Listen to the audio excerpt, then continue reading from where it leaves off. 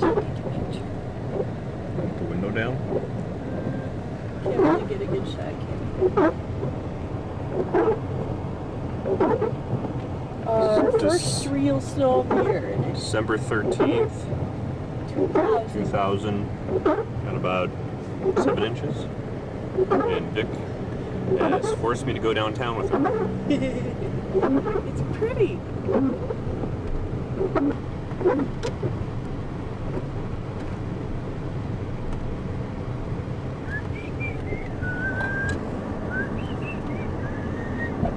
Oh, it's optional. Oh. Whoopsie.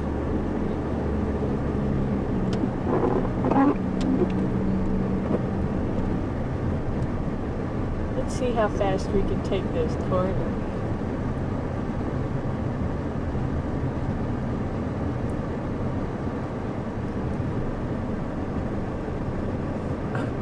You're just letting it spin out.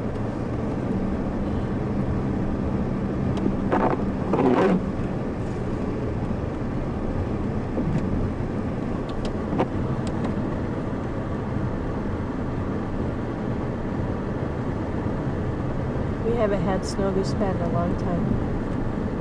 Is this a snowblower or a four-wheeler? Looks like a four-wheeler with a shovel on it. Yeah, that's a four-wheeler.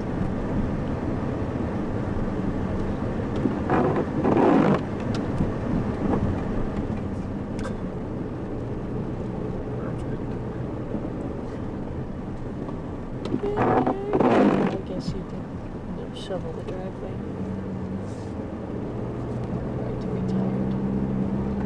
Yeehaw! This is a good idea.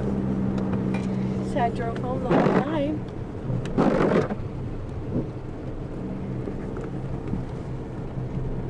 I like to drive in the snow. Oh no, there's a car.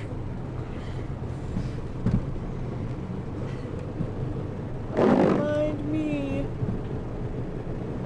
Doing my... I'm doing my in the ditch. And clearing the streets. That's what I'm doing. Helping clear the streets.